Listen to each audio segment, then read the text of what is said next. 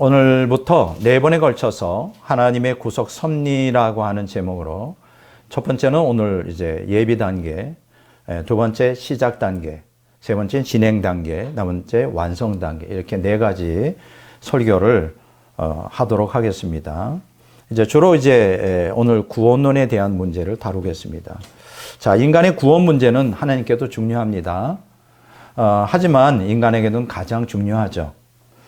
이 세상 사는 사람에게 의슈 문제 해결이 정말 절실합니다. 그렇지만 인간의 구원 문제는 그것과는 비교할 수 없을 정도로 절박합니다. 왜 그럴까요? 인간이 구원받아 천국에 들어가지 못하면 멸망하여 지옥에 떨어질 수밖에 없기 때문입니다. 그러므로 성경에서 우리에게 가장 중요한 주제는 당연히 구원론입니다. 히브리서 2장 3절에 우리가 이같이 큰 구원을 등한히 여기면 어찌 그 보응을 피하리요라고 선언하여 구원의 중요성을 강조하고 있습니다. 자, 그런데 안타깝게도 신구약 성경과 2000년 기독교 회사를 연구해 보면 거짓 선지자들과 거짓 선생들이 성경적 구원론을 왜곡하여 잘못된 구원론을 가르침으로 거짓 교리에 미혹된 많은 기독교 신자들이 구원을 받지 못해 지옥에 떨어지고 있습니다. 너무 안타까운 현실이죠. 그래서 저는 오늘부터 4번에 걸쳐서 이스라엘 백성의 구원 여정에서 제시된 성경적 구원론을 이제 설교로 이제 풀어내고자 합니다. 오늘 잘 들으시고 정말 여러분들이 다 구원 받기를 원합니다. 자, 우리가 구약 성경과 신약 성경의 구원론은 동일합니다. 이것부터 먼저 알아야 되는데 하나님은 역사의 변천을 따라 구원 방법을 변경하지 않습니다. 자, 어떤 사람들은 구약은 율법에 의한 구원을, 신약은 은혜에 의한 구원을, 또 구약은 행위에 의한 구원을, 신약은 믿음에 의한 구원을 가르친다고 이렇게 하는데 이러한 그 신학적 교리는 마귀의 사상이에요. 절대 그렇지 않습니다. 자, 우리는 성경적 구원론의 정형, 가장 그 성경에서 우리에게 전달해 주고자 하는 구원의 뚜렷한 하나님의 그 방법을 기록하고 있는 곳이 있어요, 분명히. 물론 성경 전체가 다 그걸 기록하지만 하나의 풀 스토리로 파노라마처럼 전개하고 있는 게 뭐냐? 구약 성경의 이스라엘 역사입니다. 여러분들이 구약 성경의 이스라엘 역사를 깊이 연구해 보면 하나님께서 인간을 구원으로 다루는 방법의 공식을, 원리를 발견하게 돼요. 그래서 오늘 저는 뭐 신학적인 용어 사용하지 않겠습니다. 철저히 성경 내용을 가지고 우리 바른 신학의 틀에 따라서 우리가 해석을 하도록 하겠습니다. 우리는 자, 성경적 구원론의 경험을 이제 우리가 이제 구약 성경에서 발견하는데, 구약 성경은 이스라엘 백성의 출애굽 전후 과정을 쭉 다루고 있죠.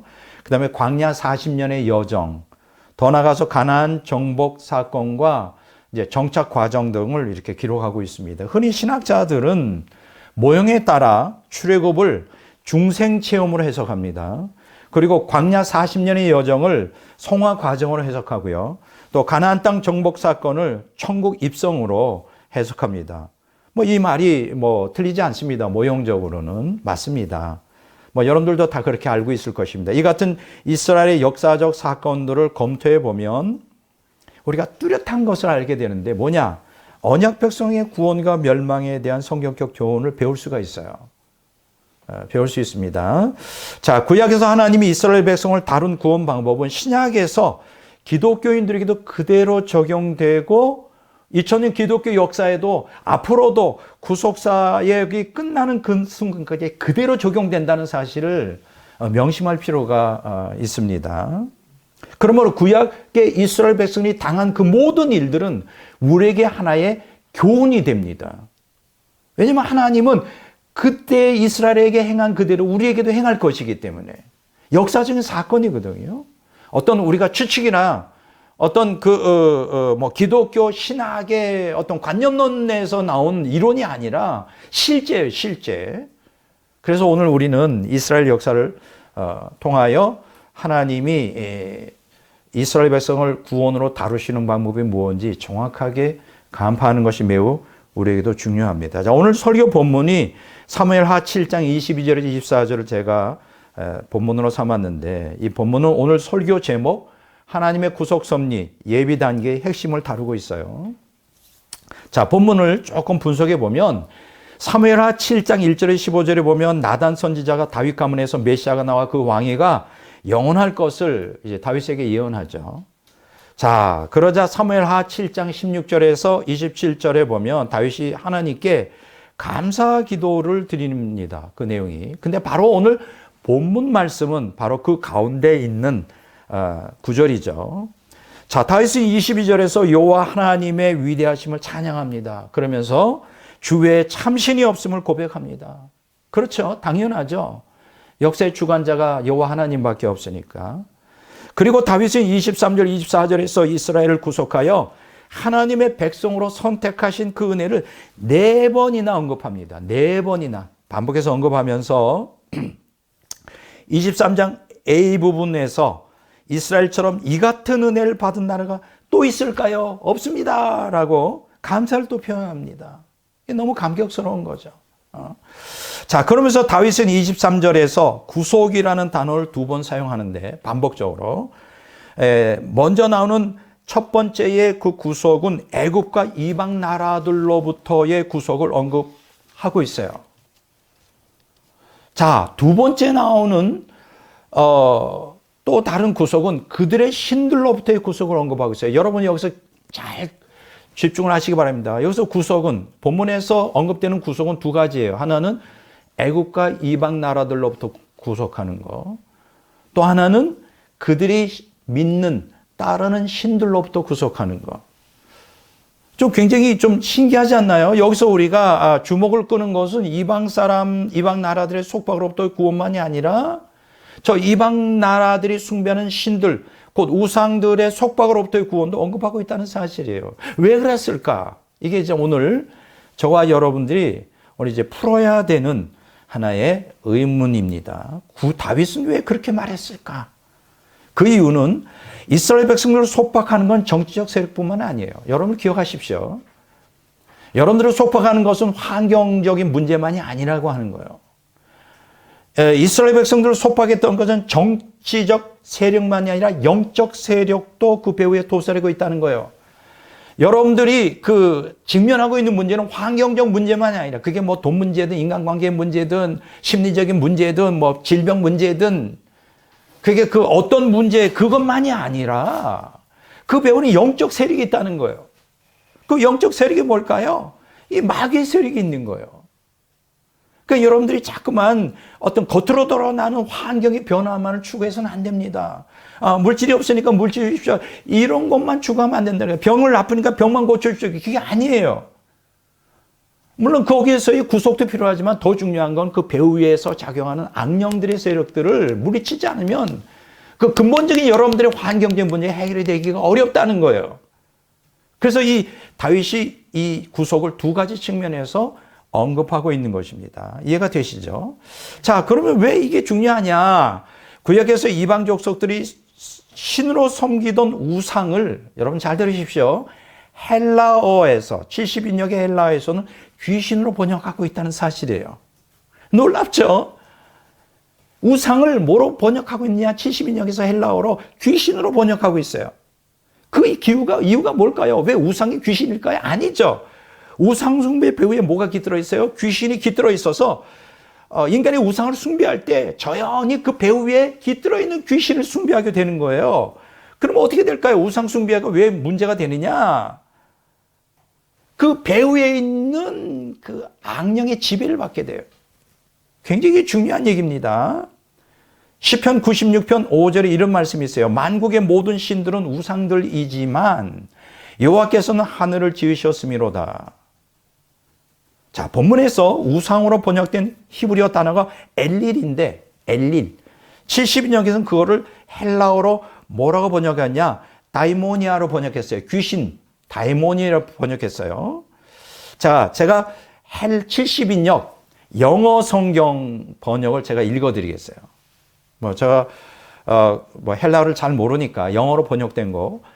우리 시편 96편 5절이 영어 번역에서는 시편 95편 5절로 되어 있어요. 자, 한번 읽어드립니다. For all the gods of the heathen are devils. 보세요. The Lord made the heavens. 뭐예요? All the gods of the heaven, heathen. 이방인들의 모든 신들은 devil이다. 여기서 우상이라고 번역했는데 헬라어 70년에서는 devils, 마귀다, 귀신들이다, 악령들이다 이렇게 번역하는 거예요.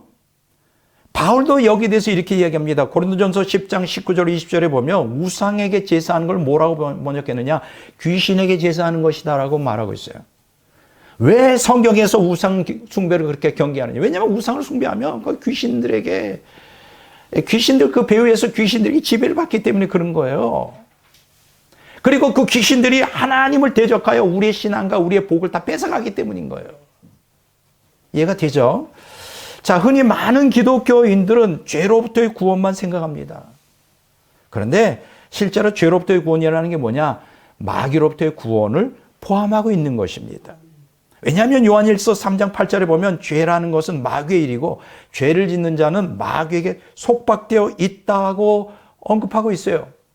요한일서 3장 8절 읽습니다. 죄를 짓는 자는 마귀에게 속하나니 마귀는 처음부터 범죄함이라 하나님의 아들이 나타나신 것은 마귀의 일을 멸하려 하심이라.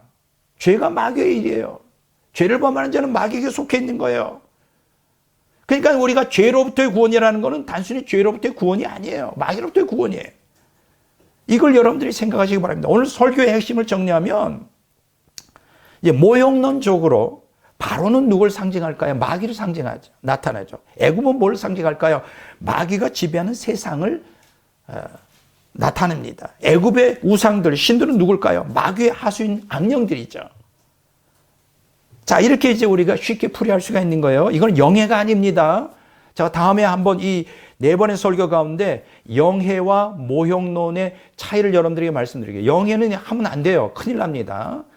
막 사사롭게 푸는 것이 됩니다. 자, 애굽에 사는 이스라엘 백성들은 이런 상황 가운데서 하나님의 권능으로 구원내지 않으면 속박에서 벗어날 수가 없죠. 당연히 그렇지 않습니까?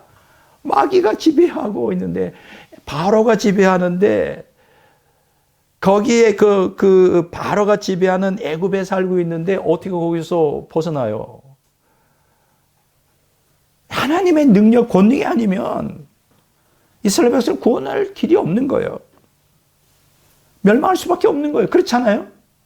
상식적으로 생각해 보겠습니다. 이런 이스라엘 백성들을 뭐 출애굽시킨다. 이걸 이제 모형적으로 말하면 구원을 받게 하는 거죠. 거듭나게 하는 건데, 그러려면 2가지 선행돼야 돼요. 저들을 출애굽시켜서 구원하려면. 첫째 뭐냐? 바로의 탄압을 통하여. 오늘 이제 본문 내용을 제가 설명하겠습니다. 미리 제가 서론 부분에서 여러분들의 이해를 돕기 위해서 이게 이런 구도로 진행이 되는구나 이해시키기 위해서 이렇게 말씀드린 게 바로의 탄압을 허락하여 극한 고난 가운데서 구원을 갈망하고 절규할 때 하나님이 모세를 보내요. 여기서 모세라는 건 누굴 의미하느냐? 하나님의 은혜라고 말할 수 있어요. 뭐 복음이라고 말할 수 있고 뭐 모형적으로 하나님을 믿고 신뢰하게 만드는 거예요. 자, 둘째는 뭐냐? 10가지 재앙을 애굽에 내려 바로와 애굽의 신들을 하나님의 권능으로 제압하여 이스라엘 백성들을 출애굽, 중생을 가능케 하는 거예요. 그냥 훌딱 지나가면 이게 무슨 얘기인지 이해가 잘 안 될 거예요. 이제 계속 이제 설명이 나옵니다. 자, 이스라엘 백성들이 출애굽을 시켜야 돼요. 그런데 바로가 탄압하고 있어요. 강압적으로 붙들고 있어요. 너무나 힘이 세기 때문에 그러면 2가지 방법을 밖에 없어요. 자, 바로의 탄압을 하나님이 허락하십니다. 그럼 극한 고난 가운데 어떻게 될까요? 막 살려달라고 외치겠죠. 구원을 갈망하고 절규하겠죠. 그때 하나님이 누구를 보낼까요? 구원자 모세를 보내죠. 이걸 이제 우리가 하나님의 은혜라고 말할 수 있어요. 하나님의 은혜를 부어주셔요. 그래서 그들이 이제 복음을 받아들이고 하나님을 믿게 되는 거죠. 자, 그것만 가지고 안 되죠. 하나님의 은혜가 임했다는 것만 가지고 되지 않습니다. 왜냐하면 제가 뭐라 그랬어요? 그 사탄의 권세로부터 우리가 은혜를 받았다고 어떻게 우리가 힘으로 나올 수 있겠어요? 그래서 둘째, 10가지 재앙을 애굽에 내립니다. 그래서 바로와 애굽의 신들을 갖다 하나님의 권능으로 심판하셔요. 막 제압해버려요. 능력으로.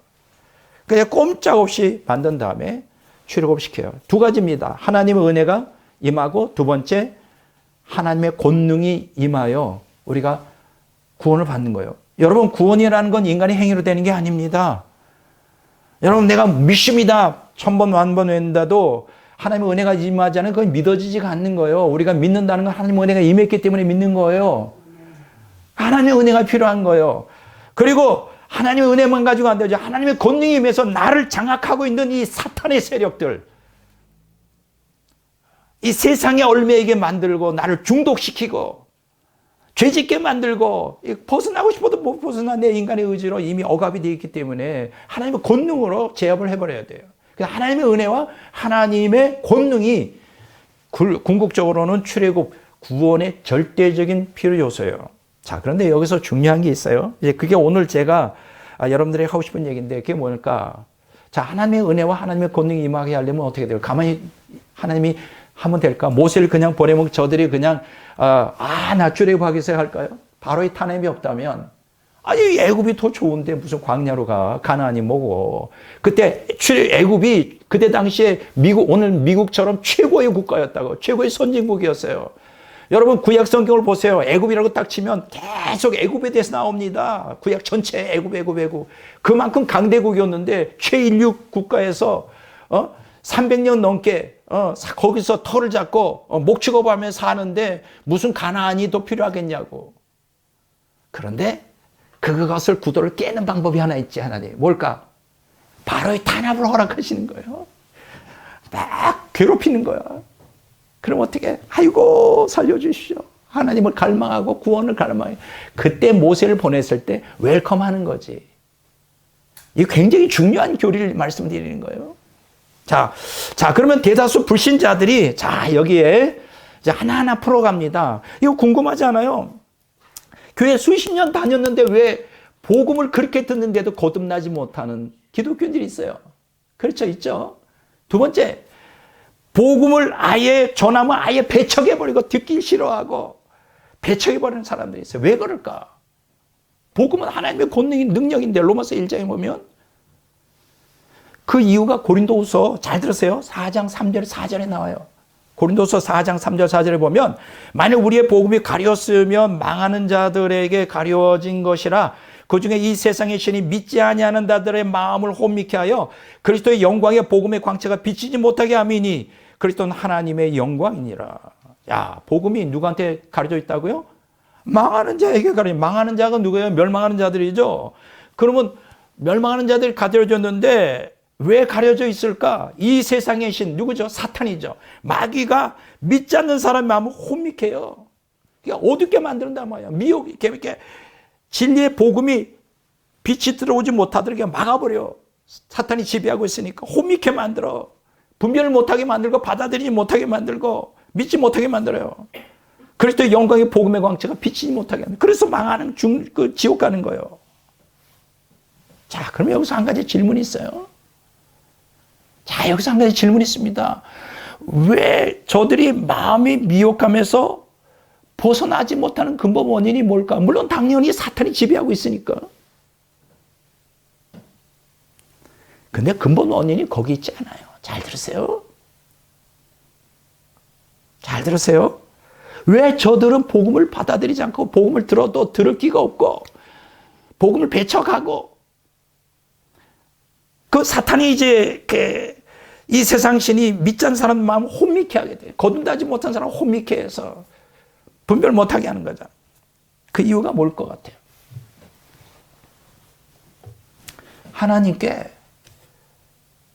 구원을 갈망하지 않기 때문에 그래요. 그게 포인트예요.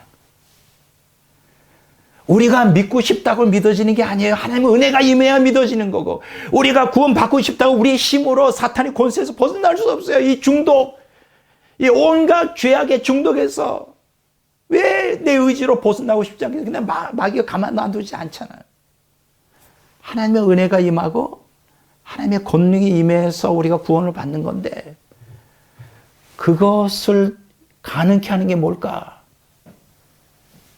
바로의 탄압 같은 고난 가운데도 하나님께 구원을 갈망하는 거예요. 그게 없어. 많은 불신자들이, 많은 거듭나지 못한 사람들이 고난이 오면 고난을 왜 주실까? 하나님께 나아가 찾으라고. 하나님의 은혜와 하나님의 권능을 갈망하라고. 근데 많은 불신자들과 많은 기독교인들이, 구원받지 못한 사람들이 갈망이 없어. 고난 가운데서 자기 인간의 방법으로 그걸 해결하려고 그러고, 아니면 그냥 좌절하거나 아니면 극단적으로 자살까지 해요. 하나님의 고난을 주셔요. 고난을 주시는 이유가 하나님을 찾으라고. 이스라엘 백성처럼 바로의 땅을 받을 때, 제 말이 무슨 얘기인지 이해가 되세요? 구원이라는 우리 의지로 믿어서 되는 게 아니야. 구원이라는 우리가 사탄과 싸워서 이겨서 되는 게 아니에요.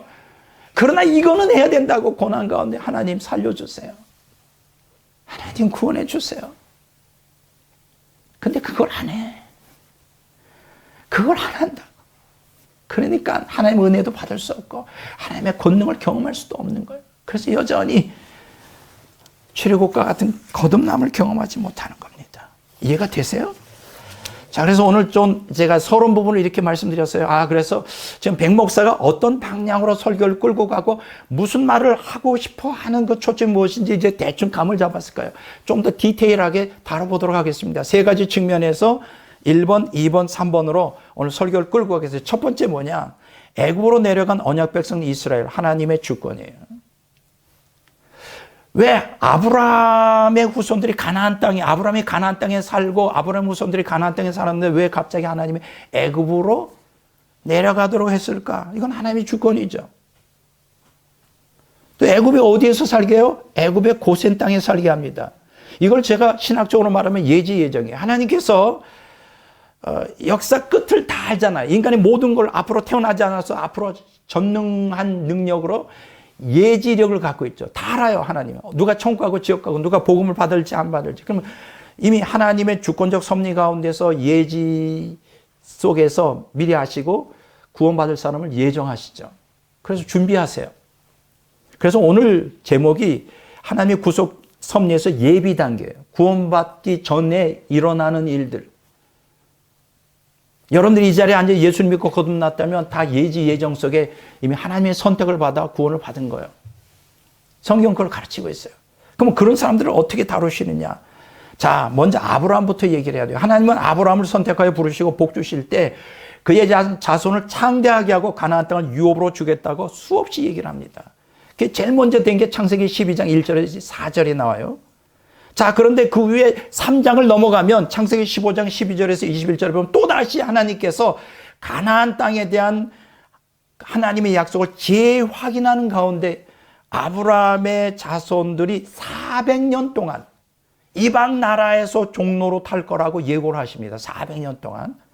자, 창세기 15장 13절 14절 읽습니다. 여호와께서 아브라함에게 이르시되 너는 반드시 알라. 내 자손이 이방에서 계기되어 그들을 섬기겠고 그들은 400년 동안, 보세요. 400년 동안 내 자손을 괴롭히리니 그들이 섬기는 나라를 내가 징벌할지며 그 후에 내 자손이 큰 재물을 이끌고 나오리라. 예언을 하셨죠. 400년 동안, 앞으로 이제 몇백 년 후에 일어날 사건, 400년 동안 이제 우리 다시 말하면 애굽에서 종살이 할 것이다. 그 후에 출애굽할 것이다. 예언을 하셔요. 자, 이런 하나님 말씀대로 하나님의 주권적 섭리 가운데 야곱의 아들 요셉이 애굽의 노예로 끌려가고 있겠죠. 또 나중에 하나님의 주권적 섭리 가운데 야곱이 애굽의 국무총리가 됩니다. 이건 다 하나님의 놀라운 역사예요. 놀라운 역사.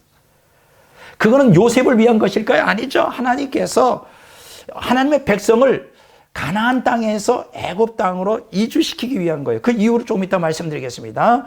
자, 그런데 하나님의 기근을 가나안 땅에 보내요. 자, 애굽의 요셉이 국무총리가 됐는데 가나안 땅에 잘 살고 있는 야곱과 그 자손 70명이 기근으로 인해서 살 수가 없으니까 애굽으로 내려가게 됩니다. 그게 출애굽기 창세기 46장 27절에 기록되어 있어요. 자, 시편 105편 16절에 18절은 다음과 같이 이것을 이렇게 묘사하고 있어요. 그가 또 그 땅에 기근이 들게 하사. 여기서 그는 누굽니까? 하나님이죠. 기근을 들게 하신 건 하나님이에요.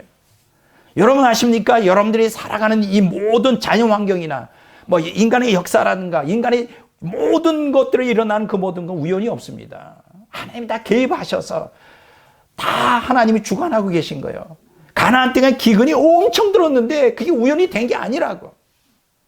하나님이 그 기근을 가나안 땅에 왜 보냈을까? 야곱의 70명의 후손들을 애굽으로 이끌기 위해서요. 그래서 그 땅에 기근이 들게 하사 그들이 의지하고 있는 양식을 다 끊으셨도다. 여러분 어떻습니까? 이런 분들 많이 있죠. 재정적으로 너무 어려운 거야. 왜 끊으셨을까 생각하시라고. 환경만 보지 말라고. 거기에 영적인 의미가 있다고. 의지하고 있는 양식을 다 끊으셨어요. 이렇게 여러분 생각하세요. 물질적으로 어렵습니까? 하나님만 의지하라고 하는 거예요. 내가 하나님 의지하지 않고 자꾸만 세상을 의지하고 있구나. 물질을 의지하고 계속 연단이지. 앞으로 제가 두 번째, 세 번째, 네 번째 설교에서 이 문제를 깊이 다룰 겁니다. 근데 굉장히 재밌어요, 이렇게. 왜냐면 역사적 사실이잖아요, 제가. 제가 꾸며낸 얘기를 하는 것도 아니고 이미 수천 년 전에 역사적 사실을 얘기하는 거예요. 자, 양식을 다 끊으셨도다. 그가 한 사람을 앞서 보내셨으며 요셉이 종으로 팔렸도다. 그의 발은 착고를 차고 그의 몸은 쇠사슬에 매였으니 곧 여호와의 말씀이 응할 때까지라. 그의 말씀이 그를 연단하였도다. 보세요. 요셉을 먼저 보내. 그리고 70명의 야곱의 후손들을 애굽으로 보내는 거예요. 가나안 땅에 기은이 있게 하셔서. 왜 내 인생에 경제적으로 문제가 안 풀어질까? 다 섭리가 있는 거예요. 하나님의 뜻이 거기에 있는 거라고. 우연히는 없어요. 여기서 우리의 궁금증을 유발하는 질문이 있습니다. 왜 하나님은 야곱의 자손들을 가나안 땅에 그대로 살게 하지 않고 애굽에서 종살이 하도록 섭리하셨을까? 질문이 생기죠. 두 가지 측면에서 말씀드릴 수 있어요. 첫째, 가나안의 이교적 문화와 문명에 동화되어 여호와 하나님을 섬기지 않고 바알 우상을 숭배할까 염려했었죠. 여러분, 이 세상의 문화와 문명, 세속 문화와 문명을 우습게 생각하지 마세요. 이 세상의 문화와 문명은 타락한 본성에 최적화되어 있고 불신자는 물론이거니와 신자들도 아주 타락시켜서 지옥으로 끌고 갈 만큼 엄청난 능력을 갖고 있어요. 그러니까 세상을 두려워하세요. 우습게 생각하지 말라고. 하나님, 여러분, 이스라엘 백성들이 언약 백성으로서 이 언약 백성이었지만 가나안 땅에 그냥 내버려 두면 그들 다 동화돼요. 가나안 문화와 문명이 동화돼서 하나님을 다 잊어버리고 우상, 그러면 구속사가 끝장나는 거예요. 그것을 방지하기 위해서 가나안에 기근을 줘서 애굽으로 이동하겠다. 두 번째, 자, 애굽에도 만만치 않죠. 이교적 문화와 문명이 애굽에 그때 최고의 문명을 구가하고 문화를 구가하고 있었던 애굽에. 그래서 어떻게 하느냐? 그 애굽의 이교적 문화와 문명에 동화되지 않도록 어떻게 하냐? 애굽의 고센 땅으로 이주시킵니다. 고센 땅. 쉽게 얘기하면 동화되지 않도록 분리시켜 버린다고. 창세기 46장 34절에 보면 이런 얘기 있어요. 당신들은 이르기를 주의 종도는 어렸을 때부터 지금까지 목축하는 자들이 온데 우리와 우리 선조가 다 그러하니이다 하소서. 애굽 사람들은 다 목축을 가증히 여기나니 당신들이 고센 땅에 살게 되리이다. 이게 뭐예요? 요셉이 형제들에게 조언한 거예요. 너희들에게 무슨 땅을 줄까 얘기하라. 바로가 얘기하면 이렇게 대답해 하세요. 우리는 목축한 사람인데 고센 땅에 살면 좋겠습니다. 이 고센 땅은 굉장히 외진 곳이거든요. 거기는 이제 목축지가 있고 거기는 이 애굽 사람들이 들어오지 않아요. 자, 보세요. 참 이 하나님의 섭리가 묘하죠. 애굽 사람들이 목축을 혐오하는 이유가 두 가지예요. 첫째는 이 목축하는 이 양을 키우고 소를 키우는 사람들이 그걸 짐승들을 잡아먹는단 말이에요. 근데 애굽에 신 중에 하나가 소신이 하나 있어요. 황소신. 아니, 자기 신들을 잡아먹는 그 사람들 야만인이잖아요. 이게 되게 싫어요. 이 목축하는 사람들, 짐승 잡아먹는, 소를 잡아먹는 사람들. 똑같죠. 인도의 그 힌두교도들은 소를 잡아먹지 않잖아. 소 잡아먹으면 큰일 나지. 똑같은 원리예요. 그런데 또 재밌는 게 있어요. 왜 이 애굽 사람들은 이러한 목축하는 사람들을 싫어하느냐? 이 역사를 보면 이 유목민들 중에 난폭한 이 전쟁에 호전적인 사람들이 자꾸만 침략을 하는 거예요. 애굽으로. 그래서 애굽에 와서 약탈하고 막 그냥 괴롭히고 사람 죽이고 이 유목민들이 원래 유목민들이 거칠잖아요. 이 환경이 거칠다 보니까. 그래서 뭐 목축한다면 여기가 싼 것들로 알아가지고 그래서 이런 트라우마가 있는 거예요. 목축하는 사람들 보면 아주 그냥 저것도 나를 해하려고 하는 게 아니야. 그런데 불행인지 다행인지 모르지만 가나안에서 온 야곱이 70명이 목축하는 사람이지. 그래가지고 그래서 재밌는 게 뭐냐면 애굽 사람들은 목축하는 사람과 혼인을 하지 않습니다. 가문에 욕이 된다. 또 한 가지는 그들의 숭배하는 그 신의 참배도 오지 말라 그래요. 그게 얼마나 좋아. 이렇게 되다 보니까 자연히 이제 이스라엘 백성들은 자손의 혈통과 신앙을 자연히 보존할 수가 있는 거지. 애굽 사람들과 동화 문화 문명이 이렇게 섞이진 않아요. 이해가 되죠? 얼마나 하나님의 섭리가 묘해요. 여러분들이 이 세상에서 왕따 당하면 그것도 하나님의 은혜다 이렇게 생각을 하세요. 자꾸만 세상적인 방법으로 하나님을 평가하려고 하지 말고요. 다 하나님의 섭리가 있는 거라고. 이처럼 하나님의 주권적 섭리 가운데 전지성에 근거한 예정, 미리 아심으로 구원받을 자를 준비시키는 거예요. 준비.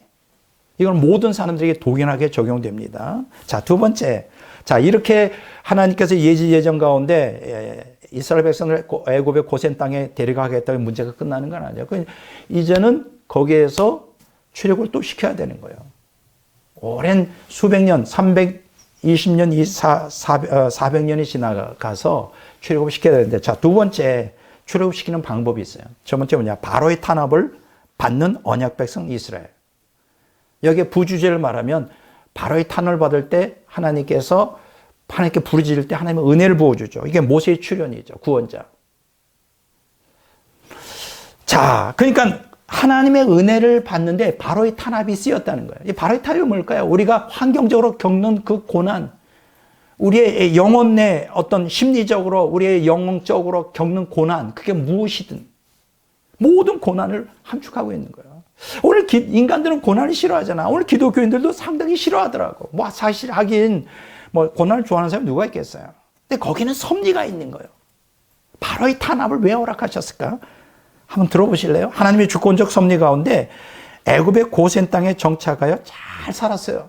성경에 보니까 아주 번성하고 아주 애굽에서 번성했다 그랬어요. 그러니까 출애굽할 때 남자만 60만이었으니까 여자까지 포함하면 한 200만 정도 돼요. 70명이 애굽에 내려가서 400년 동안 그렇게 불어난 거예요. 어마어마하죠. 어마어마해. 자, 그런데 이렇게 잘 먹고 잘 살고 그냥 세계 최고의 문화 문명을 구가하는 인류 국가에서 초강대국에서 잘 먹고 잘 살던 어느 날 이스라엘 백성들의 바로의 탄압이 시작됩니다. 여러분, 많은 기독교인들이 이렇게 생각하죠. 예수 믿는 사람이 환경이 평탄할 때는 하나님이 나에게 은혜를 베풀어 주시는구나. 근데 어려움이 와. 내가 신앙생활 잘못한 게 있나? 물론 잘못할 수도 있지만 거기는 하나님의 섭리가 있는 거예요. 우리를 사랑하기 때문에 그 고난을 통하여, 거치는 환경을 통하여 하나님께, 근데 그 이유를 모르면 간단해요. 하나님께 찾으세요. 하나님을. 신적 지혜를 달라고. 자꾸만 따지지 말라고, 머리로. 그 문제를 해결하려고 머리를 쓰지 말라고. 기도하라고. 그럼 깨닫게 돼요. 자, 보세요. 바로의 탄압이 어떻게 시작되는지. 출애굽기 1장 8절에서 14절에 그 스토리가 쭉 전개되는데, 출애굽기 1장 8절에 보면 이런 말씀이 있어요. 요셉을 알지 못하는 새 왕이 일어나, 새로운 왕이 일어나 애굽을 다스리더니 통치했다. 이 말은 이런 뜻이 아니에요. 요셉의 업적이 대단했잖아요. 업적이 대단하지. 근데 오랜 세월이 흘렀잖아요. 그래서 요셉이 잊혀져서 이제 알지 못한다는 뜻이 아니라 혁명이 일어납니다. 애굽에서. 이게 역사적 사건이에요. 혁명이 일어나 새 정부가 들어섰기 때문에 요셉의 치적이 경멸당하게 되었다는 뜻이에요. 자, 그러면 그 혁명이 뭐냐? 역사적 배경을 보면 애굽의 13대에서 17대 왕족까지 이방이었던 셈족, 좀 더 구체적으로 말하면 힉소스 족속이 애굽을 통치합니다. 이 사람들은 목축업을 하는, 그러니까 외적이죠. 외국인인데 북쪽에서 내려와 가지고 정권을 완전히 탈취하게 되죠. 그래서 같은 이방인이었던 요셉이 국무총리가 될 수 있었어요. 그때 바로 힉소스족이 지배할 때 요셉이 국무총리가 될 수 있었던 거예요. 이게 역사적인 사건입니다. 자, 그래서 힉소스 족속이 통치하는 동안 히브리인들에게 굉장히 호의적이었어요. 같은 동료니까, 같은 셈족이고 하니까 목축업도 하고 다 이해를 하는 거예요. 잘 살았죠. 자, 그런데 이들이 붕괴되고 말았어. 정변이 일어나서 붕괴되고 이 북쪽 가나안 땅으로 이제 다시 쫓겨나가게 됩니다. 역사적으로 북쪽으로 이렇게 가나안 땅 쪽으로 밀려나게 돼요. 그러면서 배타적이고 국수적인 제18대 왕조. 그러니까 여러분들 이집트인은 함족이에요. 함족. 원래가. 함족. 그러나 이 힉소족은 셈족이라고. 근데 한때는 그렇게 에집트를 다스리다가 밀려났다고. 그리고 배타적이고 국수적인 이 함족, 제18대 왕족. 이게 언제냐? BC 1580년에서 1314년까지예요. 역사적인 사실이에요. 그들이 들어서요, 정권을. 이 왕조의 세 번째 왕이 누구냐? 투투모스 1세예요. 들어보셨을 거예요. 너무나 유명한 왕이에요. BC 1534년에 1514년까지 살았는데 아주 젊은 날 죽었죠. 투투모스 1세인데 이때 히브리인들에 대한 본격적 탄압 정책이 시행됩니다. 바로 이때예요. 자, 하나님이 이걸 허락하신 거죠. 여러분 기억하십시오. 역사의 모든 사건은 우연이 없어요. 이것도 하나님이 허락하신 거예요. 힉소스족이 애굽을 다스리게 한 것도 하나님이 허락하신 거고, 힉소스족이 이제 다시 쫓겨나서 이제 함족의 제18대 왕조가 들었으며 투트모스 1세가 지배하면서 바로의 탄압이 시작된 것도 하나님의 섭리가 있는 거예요. 모든 것들은 역사에 일어나는 모든 것은 우연히 있는 거 아니에요. 역사의 주관자이시잖아요.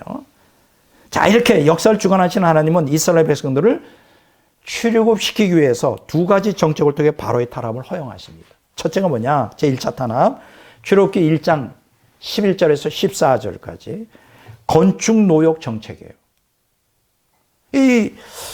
가만 놔두면 안 되겠더라고. 이방인이잖아요. 그 애굽 사람들의 입장에서는 이 이스라엘 백성들이 거의 200만이나 되고, 이거 가만 놔두면 큰일 나겠다 해서 이제 그 국고성, 이 성들, 이러한 성전, 이러한 왕궁들을 짓게 만들어요.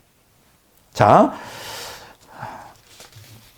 여기 보면 이런 말씀을 하죠. 어려운 노동으로 그들의 생활을 괴롭게 하니 곧 흙 이기기와 벽돌 굽기와 농사의 여러 가지 일이라. 그 시키는 일이 매우 엄하였더라. 이게 엄하였다는 건 너무 힘들게 했다. 여러분 그 쉽게라는 영화 거기 보면 좀 이해가 되죠. 예. 그게 1차 탄압이에요. 그러니까 너무 육체적으로 고역을 시켜가지고 인종 말살을 하려고 그랬어요. 인종 말살. 그렇게 하면 애도 못 낳고 굶주리고 하면 이제 될까. 근데 이제 그래도 번성하는 거예요. 그래도 하나님의 복으로. 자, 그러니까 제2차 탄압에 들어가는 겁니다. 2차 탄압. 출애굽기 1장 15절에 22절에 보면 요거 이제 인종 말살 정책이에요. 아, 이거 안 되겠다. 이렇게 탄압해가지고 이것들이 수고로들지 않네, 꺾이지 않네. 그러면 죽여버려야지. 그렇게 해서 애굽 사람들은 히브리인들의 남아 유아를 살해하는 일을 조직적으로 전개합니다. 첫 번에는 비공식적으로 출애굽기 1장 16절에 비공식적으로 하다가 나중에는 공식적으로 출애굽기 1장 22절에 보면 시행하게 돼요. 그래서 인종 말살 정책으로 아주 이 애굽의 고센 땅에 사는 이 히브리인들이 죽을 맛인 거예요. 정말 너무 극한 상황이 이런 거예요. 극한 상황. 자, 그럼 여기서 또 질문하죠. 왜 하나님은 바로의 탄압을 이스라엘 백성들에게 허용하셨을까? 그것은 출애굽에 대한, 출애굽은 뭐예요? 중생이라고 그랬죠? 거듭남에 대한 간절한 열망을 촉발하기 위해서요. 만약 환경이 좋았다면 뭐 출애굽을 해요. 그렇잖아요. 출애굽기 2장 23절에 이런 말씀이 있어요. 이스라엘 자손은 고된 노동으로 말미암아 탄식하며 부르짖으니 그 고된 노동으로 말미암아 부르짖는 소리가 하나님께 상달된 줄을. 하나님께 막 우리 죽어요. 우린 죽게 되었습니다. 여러분, 인간 타락한 본성은 다 거기서 거기입니다. 현세 지향적이고 물질 중심적이에요. 따라서 생활 환경에 부족함이 없으면 하나님을 갈망하거나 천국을 소망하지 않아요. 우리 대한민국이 선진국이 되면서 참 이게 문제예요. 잘 사는 건 참 좋은데 하나님을 갈망해. 하나님 필요 없지. 어? 천국도 소망 안 해. 그래서 점점 이 대한민국이 세속의 물결에 그 기독교인들 거기에 또 물들어가지고 같이 그냥 휩쓸려가는 이게 너무 안타까운 거예요. 예, 참 어쩔 수 없어요. 여러분 이렇게 생각해 보지 않았어요? 만일 바로의 탄압이 없었다면 이스라엘 백성들은 출애굽에 대한 열망이 없었겠지. 뭐 도로 잘 사는데 뭐 출애굽에 대한 기도도 하나님께 하지 않았을 거예요. 우리를 살려달라고. 이거 생각해 봤습니까? 그런 상황 가운데서 하나님이 이스라엘 백성들을 출애굽시키기 위해서 모세를 애굽 고센 땅에 보냈다고 합시다. 여기서 아까 모세는 뭘 상징한다고 그랬죠? 하나님의 은혜. 네. 은혜를 부어줬다 그래요. 갈망이 없어. 은혜를 부어줬어. 그러면 이들이 모세의 말을 따라 출애굽할까요? 너나 해라. 싫어 우리는. 뭐? 광야? 거기는 더 싫고 가나안 땅? 가나안 땅보다 애굽 땅이 더 살기 좋은데 너나 해. 안 받아들였을까요? 그러니까 여러분 하나님의 은혜만 임해가지고 구원받는 게 아니에요. 은혜가 없어서 망하는 게 아니에요. 은혜를 받을 수 있는 간절한 마음이 있어요. 네. 근데 굉장히 재밌는 얘기가 나와요. 출애굽기 3장 7절 10절에 보면 이스라엘 백성들이 고통이 얼마나 격해졌는지 막 감당이 안 되는 거예요. 출애굽기 3장 7절 10절에 보면 하나님께 부르짖었기 때문에 그게 하나님께 상달돼서 모세를 부르는 소리가 나오죠. 모세를 사명자 주셔서 너가 애굽에서 내 백성 히브리인들을 이스라엘을 건져내라. 소명을 주십니다. 모세가 몇 살 때 소명을 받을까요? 80살 때 소명 받아요. 그건 상식으로 알잖아요. 40년간은 바로의 공주의 아들로서 왕자로서 잘 살고 그러다가 이제 사건이 터져가지고 이제 광야에 쫓겨가서 40년 동안 미디안 광야에서 그렇죠. 거기에서 40년 동안 양치는 목자로 30년에서 80년 만에 시내산에서 하나님을 만나서 그게 이제 출애굽기 3장의 스토리 아닙니까? 이 얘기는 뭘까요? 이스라엘 백성들이 바로의 탄압을 받은 지 하나님은 탄압을 받자마자 구원자를 보내지 않았다는 거예요. 사람이 이런 게 있죠. 화장실 들어갈 때 나갈 때 다르다. 몇 년을 더 기다려야 됐을까? 80년을 더 기다립니다. 탄압이 시작돼서 80년, 때가 무르익을 때까지. 이 80년이 지나가는 동안에 그 애굽의 바로의 탄압 가운데에서 이스라엘 백성들은 정말 마른 장작처럼 하나님의 은혜를 갈망하지 않았겠어요? 출애굽에 대한 하나님의 구원을 갈망하지 않았겠어요? 그들은 구원자를 하나님께서 보내주시도록 기도하지 않았겠어요? 안 그래요? 그럴 때 하나님께서는 모세를 보낸 거예요. 여러분 왜 오늘날 기독교인들이 교회를 다니지만 또 믿지 않는 사람들이 구원받지 못하는지 알아요? 갈망이 없어요. 간절함이 없어. 그렇다고 고난이 없는 건 아니에요. 인생은 누구나 다 이 땅에 사는 사람들이 고난이 있어요. 그런데 하나님께로 그 고난 가운데 구원을 갈망하자. 전 중학교 2학년 때부터 교회를 다녔는데 3년간 구원받게 해달라고 기도했어요. 갈망했어. 그랬더니 하나님 만나주시더라고요. 3년간.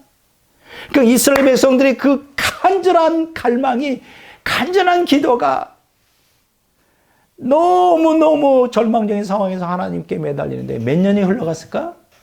80년을 기도한 거예요. 80년. 모세가 나타날 때까지. 80년을. 모세가 나타났을 때는 구세주지 구세주. 모세가 출애굽기 4장 29절에 31절에 보면 이제 하나님의 소명을 받고 모세가 애굽의 고센 땅에 이제 파송이 되는 거죠. 그래서 이스라엘 백성들에게 선포해요. 너희들이 구원의 때가 됐다. 하나님께서 이렇게 너희들을 애굽에서 건져 주시기로 하셨다. 그걸 했을 때, 그 이스라엘 장로들과 백성들이 어떻게 생각해요? 이스라엘 사람들이 환영했어요. 정말요? 80년간 기다렸는데 우리 기도를 들어주셨네. 구원자를 보내주셨네. 여러분, 왜 우리가 은혜가 임하지 않는 게 아니에요. 왜 은혜가 안 될까? 갈망이 없어, 갈망. 고난이 없는 사람이 어딨냐고. 여기 앉아있는 분들 다 얘기하면 다 있어요, 고난이. 그 고난 가운데 좌절하거나 인간 방법으로 해결하려고 하지 말고, 그게 무엇이든, 그게 물질 문제이든 건강 문제이든 그 인간 문제이든 그 무엇이든 인간적으로 하려고 하지 말고 하나님께 매달리란 말이에요. 많은 시간을 기도하라는 게 아니에요. 간절히 목숨 걸고 하나님을 찾으란 말이에요. 그러면 하나님이 어떻게 하실까? 모세를 보내주시듯이 하나님 은혜를 부어주시지. 이해가 되세요? 예, 바로 이거예요. 자, 바로의 탄압에 대해서 얘기를 했습니다. 그 바로의 탄압 가운데 이스라엘 백성이 막 죽어라고 80년 기도했더니 구원자 모세를 보여주신 거예요. 하나님의 은혜가 임하는 거예요. 그래서 이제 복음을 받아들이고 믿고 이제 출애굽을 준비하는 거죠. 근데 거기서 끝나는 게 아니에요. 출애굽이라는 건 하나님과의 관계 문제만이 아니라 거기에 또 걸림돌이 있어. 그게 세 번째예요. 언약 백성 이스라엘을 구원하기 위한 10가지 재앙을 출애굽시키기 전에 하나님 막 쏟아부어, 애굽에. 그럼 왜 재앙을 붓는 걸까? 이 바로가 놔주려고 하질 않아. 아까 바로가 뭘 의미한다 그랬죠? 사탄이지, 마귀가. 거듭나지 않은 사람들 생각과 머리와 그 마귀가 장악하고 있다고. 아까 제가 얘기했잖아요. 사람 마음을 망한 자들이 복음에게 가려졌는데 그들이 사탄이 이 세상 신이 이 마음을 혼미케 만들고 있다고. 장악하고 있는 거예요. 믿고 싶어도 못 믿는 거야. 그럴 때는 어떻게, 하나님의 은혜만 가지고 안 되지. 하나님의 권능이 임해야 돼요. 그럼 권능으로 어떻게 해야 돼? 그 사람을 장악하고 있는 사탄의 세력을 파괴해야지. 그러니까 구원이라는 건 뭐냐? 거듭남이 뭐냐? 권능의 역사예요. 권능의 역사라고. 믿습니다 해서 구원받는 게 아니에요. 권능의 역사라고. 여러분 기억하십시오. 자, 하나님은 권능으로 역사하는데 이제 그게 출애굽의 결정적인 계기가 되는 거예요. 하나님의 권능으로 사탄의 세력을 제압해버려야 돼. 그거 우리가 하는 게 아니지. 하나님의 은혜가 임한 것도 우리가 하는 게 아니고 하나님의 권능이 임한 것도 하나님이 하시는 걸 우리가 하는 게 아니잖아요. 우리는 뭐만 해야 돼? 고난 가운데 죽어라고 하나님을 갈망해야 돼. 그러면 돼요. 그럼 하나님은 은혜도 보여주시고 권능 보여주시는데, 자, 세 번째 봅시다. 하나님이 이스라엘 백성들을 출애굽시키기 위해 모세를 통해 10가지 재앙을 애굽 땅에 내리셔요. 야, 그 쉽게 찰스 헤스턴 발음이 좀 그거 보세요. 거기 잘 나오죠. 자, 10가지 재앙의 내용이 첫 번째 피재앙입니다. 출애굽기 7장 14절 25절. 피재앙을 왜 내렸을까? 나일강의 신 쿠눔을 심판하는 거예요. 자, 두 번째 개구리 재앙. 출애굽기 8장 1절에 15절. 다산의 신 헥트를 심판하는 거예요. 이 애굽 신들입니다. 세 번째 이재앙. 출애굽기 8장 16절에 19절. 땅의 신 셉을 심판하는 거예요. 네 번째 파리재앙. 출애굽기 8장 20절 32절. 곤충의 신 하트콕을 심판하는 거예요. 다섯 번째 악질재앙. 출애굽기 9장 1절에 7절. 황소의 신 아피스를 심판하는 거예요. 여섯 번째 독종재앙. 출애굽기 9장 8절에 12절에 의술의 신 암호탭을 심판하는 거예요. 일곱 번째 우박재앙. 출애굽기 9장 13절에 35절. 하늘의 신 누트를 심판하는 거. 여덟 번째 메뚜기 재앙. 출애굽기 10장 21절에 29절. 곤충의 재앙을 막는 신 세라피아를 심판하는 거예요. 아홉 번째 흑암 재앙. 출애굽기 10장 21절에 29절. 태양의 신 라. 굉장히 유명한 신입니다. 굉장히 높은 신이에요. 라. 그들은 태양신을 숭배했어요.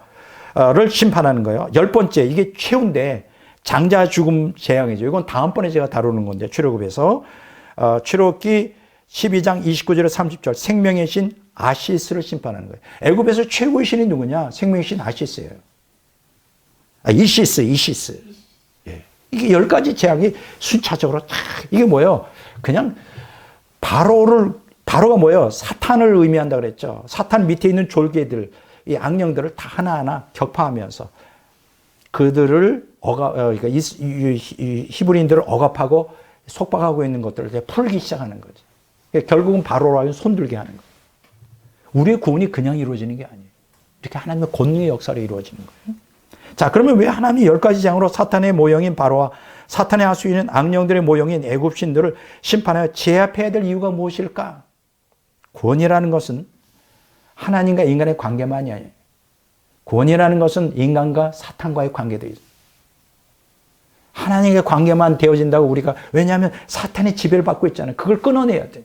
그러니까 하나님이 우리를 구원하실 때 그래 내 죄를 용서해 그냥 구원하는 게 아니라 그 구원하실 때 권능의 역사, 하나님의 은혜만 부어줄 뿐 아니라, 그래서 은혜를 부어줘서 하나님을 믿도록 하실 뿐 아니라 그를 장악하여 구원받지 못하도록 속박하고 있는 그 사탄의 권세를 깨는 거예요. 하나님의 권능으로.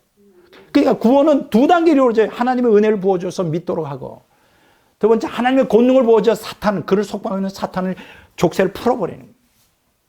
이해가 되시죠? 그래서 이제 출애굽하는 거예요. 이 무력화시켜야 돼, 사탄을. 자, 신명기 6장 21절 23절 이런 말씀이 있어요. 우리가 옛적에 애굽에서 바로의 종이 되었더니 여호와께서 권능의 손으로, 보세요, 권능의 손으로 우리를 애굽에서 인도하여 내셨더니 곧 여호와께서 우리의 목전에서 크고 두려운 이적과 기사를 애굽과 바로와 그의 온 집에 베푸시고 우리 조상들에게 맹세하신 땅을 우리에게 주어 들어가게 하시려고 우리를 거기서 인도하여 내셨다. 권능의 손으로. 그러니까 여러분, 구원이라는 건 권능으로 들어가는 거예요. 여기서 모형적으로 바로는 마귀를 의미하고 애굽은 마귀의 지방 세상을 의미하죠. 하나님이 인간을 죄에서 구원한다는 말은 죄를 통하여 세상에서 인간을 속박하는 마귀의 권세로부터 구원한다는 말과 동일한 것입니다. 제가 오늘 전달하고자 하는 건 다 했어요. 내가 몇 번째 반복하고 자세하게 얘기했기 때문에 이것을 이해 못할 사람이 없을 거예요. 자, 결론 부분을 얘기합니다. 여러분, 구원이라는 건, 이 거듭남이라는 거, 이 출애굽, 이 거듭남이라는 건 어떻게 하냐? 하나님의 은혜를 받아야 돼.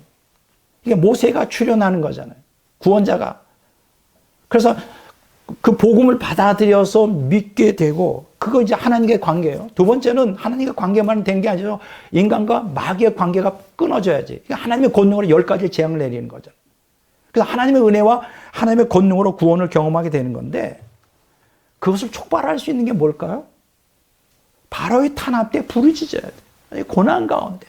하나님은 고난을 왜 허락하신 이유가 거기 있어요. 영혼을 깨우는 거예요. 하나님을 찾으라고. 너의 비참한 모습을 깨달으라고. 그러면서 이게 이제 관건이에요. 우리가 해야 될 게 뭐냐? 고난을 하나님의 주권적 섭리 가운데 주실 때 하나님을 찾으라.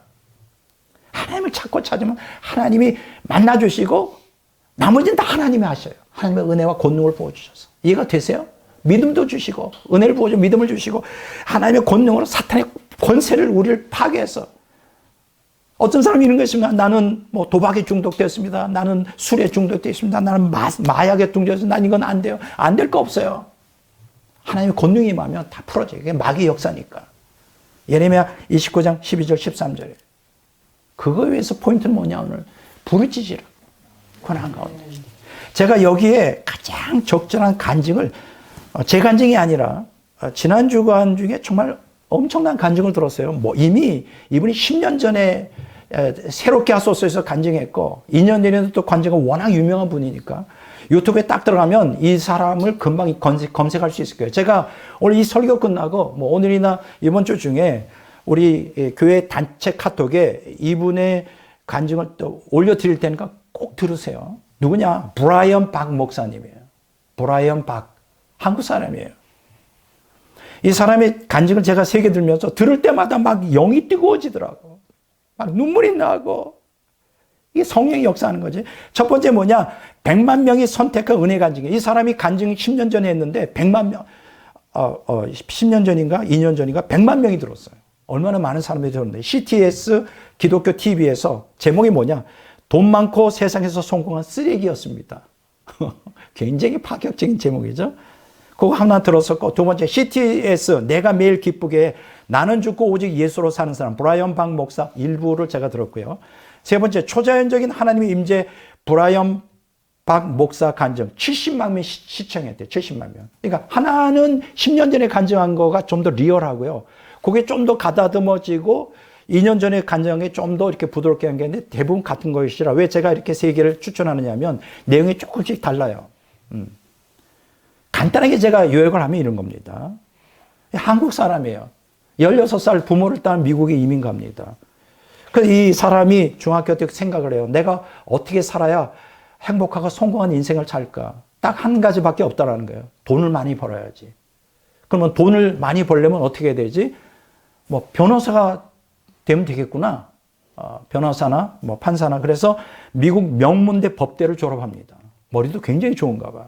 명문대 법대를 졸업했는데 어느 날 갑자기 우연찮게 월스트리트시잖아요. 금융계에 보니까 1년 연봉이 수백만 불 되는 사람이죠. 수백만 불. 우리나라 돈은 수십억이요.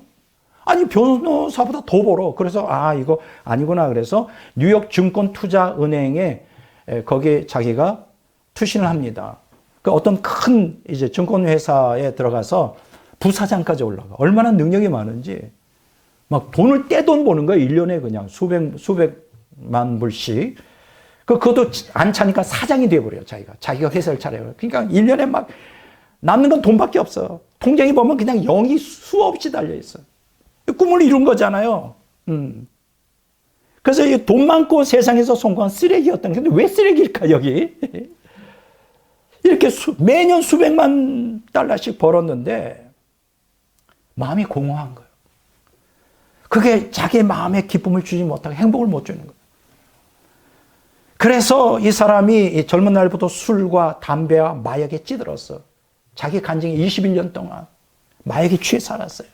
마약에 취해 살고 돈은 많은데 자꾸만 공허한 거야. 자기의 모습이 너무 초라한 거예요. 그래서 우울증에 걸려고 2번이나 자살 시도해요.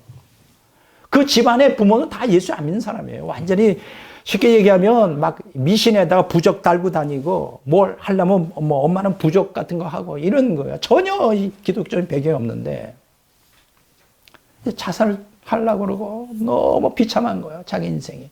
내가 생각할 땐 그래. 그가 직접 예수님을 찾지는 않았지만 영혼이 막 하나님께 절규했던 것 같아. 자기 영이. 그렇게 오랜 세월 동안 그렇게 오랜 세월이 지났어요. 근데 어느 날 길거리에서 전도하는 미국 목사님이 이제 차를 가다가 그때도 형님하고 같이 마약하고 막 해롱해롱하고 있는데 두드리더니 복음을 전한 거예요. 예수님 믿으라고 영어로 미국 사람이. 그래서 자기도 모르게 우연찮게 예수님을 받아들였어. 거기서 영접기도 했어. 그 자리에서. 뭐 자세한 내용은 내가 할 수가 없지만 근데 그 순간에 성령이 임하신 거예요. 성령이 임하시면서 거듭나면서 놀라운 고백이에요. 1, 2분 간격으로 20마리의 귀신이 나가. 자기가 경험했을 거 아니에요. 지금 아까 하나님의 은혜가 임하면서 예수님 간절함이 있었기 때문에 하나님의 그 기도를 들으시고 영혼의 그 간절한 그 절망 가운데서 하나님을 찾지는 않았지만 하나님에 대한 갈망을 갖고 있었고요. 자살을 2번이나 시도하려고 마약에 찌들려 살았지만 쓰레기지 쓰레기. 그래도 하나님이 그 영혼을 구원했어요. 은혜가 임하니까 예수님을 믿고 이제 되는데 거기에 이제 하나님의 권능이만 하나님의 성령이 강하게 임하니까 빛이 임하니까 어둠 속에 숨겨져 있던 이 20마리의 이 악령들이 하나하나 빠져나와. 20마리가 빠져나와. 그러면서 막 충만함과 은혜가 충만하고 그리고 거듭난 다음에 이제 교회 생활을 하는데 처음에는 이제 목사가 되려고 하지 않았대요. 하나님 나는 원래 재주가 딱 한 가지밖에 없어요. 돈 버는 재주가 내가 교회에서 장로로 하면서 교회나 잘 섬기겠습니다. 근데 하나님께서 어느 날 내가 원하는 건 돈이 아니다. 바로 너다. 그래서 하나님이 그를 목사로 소명하고 부흥사로 부르셔요. 이 사람이 온갖 은사를 다 받아가지고 다 보이는 거예요. 다. 역사를 이렇게 각종 병을 치유하고 그러는데 부흥사가 됐어요. 꼭 제가 여러분들에게 말씀드리고 브라이언 박 목사님의 간증을 들으십시오. 오늘 제가 설교한 것에 대한 좀 이렇게 보충 내용이 될 거예요. 이 사람을 하나님이 쓰시는데 너무 순수해. 소원이 딱 한 가지밖에 없대. 오직 하나님의 영광. 하나님이 하라면 하고 죽으려면 죽고 부흥사 하라면 하고 안 하면 하지 말려면 안 한다는 거예요. 돈도 다 그 엄청난 돈을 다 털려 그냥 빈털터리로 7년간 그 극한 고난과 가운데 연단받고 천천히 오직 예수님이 전부인 삶을 사는 거예요. 지금도 사역을 하고 있어요.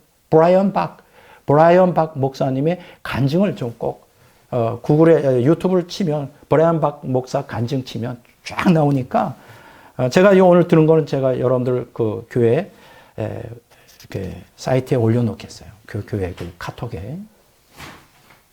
제가 오늘 이 설교를 끝내면서 딱 한 가지 말씀드리고 싶어요. 하나님 정말 만나야 돼.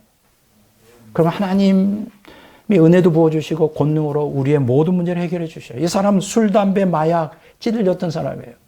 자기의 힘으로 이걸 끊으려고 했는데 끊지 못했어요. 근데 하나님의 은혜를 받고 하나님 권능이 많으니까 이게 다 지금은 술, 담배, 마약 전혀 생각 안 해요.